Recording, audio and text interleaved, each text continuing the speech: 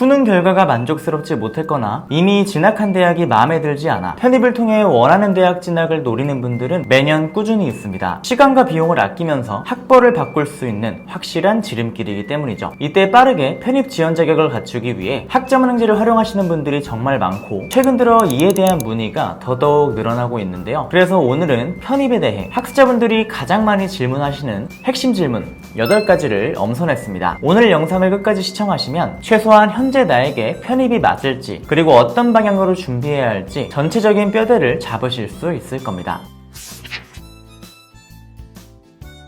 가능합니다. 대학교는 고등교육법, 학점은행제는 평생교육법으로 교육제도가 다르기 때문에 휴학, 재학 중에 진행하는 게 가능하고, 실제로 재학하면서 편입을 준비하시는 분들이 적지 않아요. 단, 내가 다닌 대학의 학점을 활용할 수는 없기 때문에 고졸자처럼 영학점부터 새로이 학점을 이수해야 합니다. 만약 전적대 학점을 활용하고 싶다면 자퇴를 해야 하죠. 때문에 현 대학에 미련이 없는 분들은 조금 더 빠르게 편입 지원 조건을 갖추기 위해 자퇴를 하고 학점을 합쳐서 진행하는 경우도 있는데, 내가 현 대학에 미련이 없는지 이 부분을 파악하고 가능하다면 자퇴 후 편입에 올인하여 합격 가능성을 끌어올리는 것도 하나의 방법이 될 수 있죠.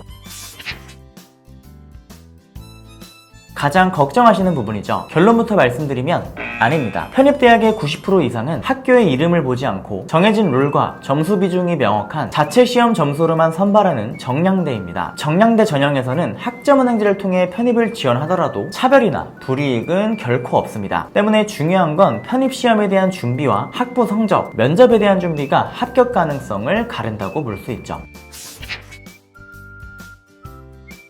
대부분의 학과는 전공이 달라도 합격에 있어 전혀 불리하지 않습니다. 두 번째 질문에 대한 답변대로 학교의 간판뿐 아니라 출신 전공 역시 보지 않고 정량평가로 선발하기 때문이죠. 보건계열 같은 일부 학과를 제외하면 기본적으로 지원 자격에 전공 제한이 없습니다. 때문에 편입 합격생의 대부분은 전 대학의 학과와 편입대학의 학과가 다르고, 학점은행제를 통해 준비하시는 분들도 80-90% 이상은 경영학을 통해 준비를 하죠.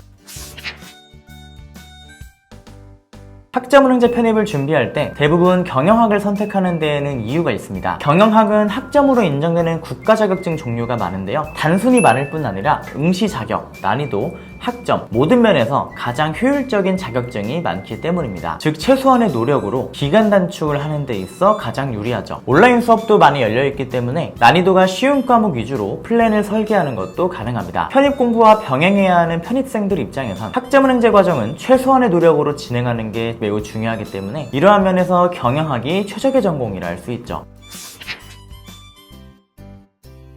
과거만큼 유리하진 않습니다. 상대적으로 정보가 부족했던 과거엔 웬만하면 학사 편입이 더 유리했습니다. 허나 지금은 학점은행제를 통해 학사 편입을 준비하는 분들의 비중이 많이 늘면서 지원자의 수준이 많이 올라갔어요. 전공에 따라, 대학에 따라 편입 전형의 경쟁률은 다르기 때문에 우선 처음 준비하시는 분들은 일반 편입을 1순위로 타이트하게 준비하시고, 만약 1년을 더 준비해야 되는 상황이라면 학사 편입을 이어서 준비하는 전략을 권장드립니다.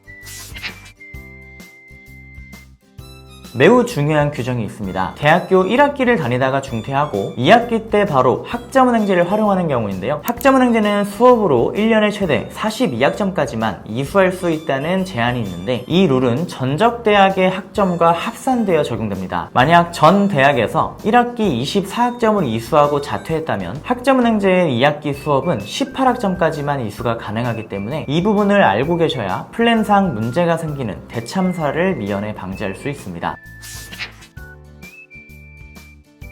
이론상으로 학점은행제는 자격증이나 독학사를 최대한 많이 병행하면 병행할수록 더 기간 단축을 할 수 있습니다. 학점은행제의 장점 중 하나가 아무래도 기간 단축인데, 그렇다고 앞뒤 안 가리고 자격증과 독학사를 무리하게 준비하는 분들이 간혹 있어요. 허나 자격증이나 독학사는 온라인 강의와 다르게 오프라인으로 시험을 치르기 때문에 별도로 공부를 해야 합니다. 이 준비 때문에 필요 이상으로 시간을 뺏기면 정작 편입에 대한 준비가 미흡해질 수밖에 없죠. 때문에 현실적으로 편입 공부와 학점은행제를 잘 병행할 수 있는지, 내가 소화 가능한 수준인지를 파악하고 밸런스를 잡는 게 핵심입니다.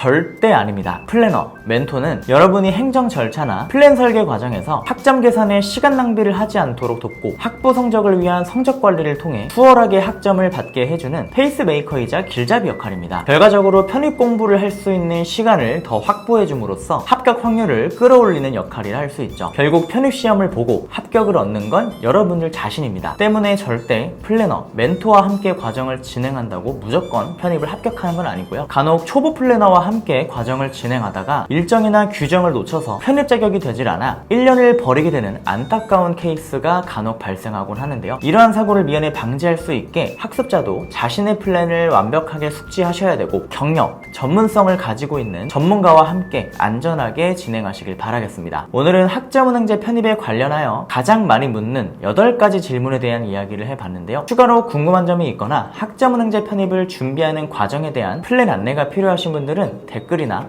우측 상단 참고하여 문의 주시면 시행착오를 줄이는 현실적인 가이드 잡아드리도록 하겠습니다. 저는 지금까지 레오멘토였고요. 다음 영상에서 뵙도록 하겠습니다. 감사합니다.